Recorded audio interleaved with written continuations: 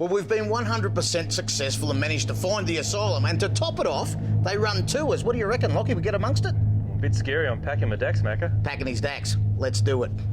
Now, an abandoned mental asylum, the grim history of this very spooky place is told by locals like our tour guide, Laura.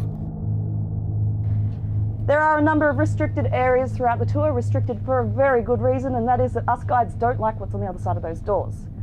So if you happen to wander in there and get lost, you're stuck there. And if there is anything standing behind me, do not tell me until the end of the tour. It is a sure way of getting yourselves left behind. At its height, we had anywhere between 1,200 to 1,500 patients here. Over 9,000 registered deaths. So as we're wandering through, I'll leave it up to you guys to work out how they crammed them all in. And before anyone asks, there were no such thing as bunk beds here at Mayday. Keys in the bowl on the way in, if you don't mind.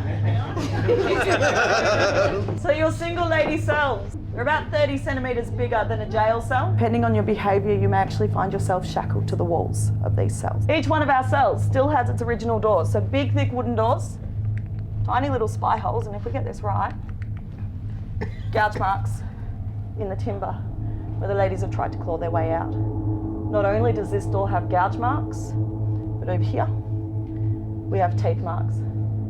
It's a bit freaky. I felt as though my chances of finding a ghost were a little slim to say the least, so I decided to take a more hands-on approach. Are you comfortable? Oh yeah, bone comfortable. I always wanted to lay on one of these. As a patient here at our hospital, if you were to pass away, it was compulsory that we performed an autopsy. So this meant we sliced you open a Y cut in your chest, cracked your ribs, removed your lungs, your liver, your kidneys, your spleen, your stomach, your heart. Eventually we'd slice the top off your head and scoop out your brain.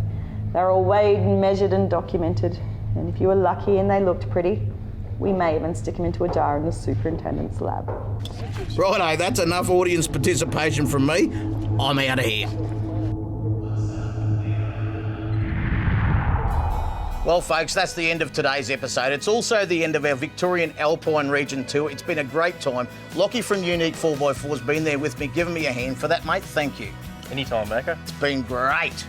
The Caravan Industry Association of Victoria stepped in too, and they made it all possible, along with Jono's Camper Trailers, Goldstream and Mars Campers. Now, it's over for today, as I said, but we'll be back again next week, so come along for that, and we'll show you what's up down under.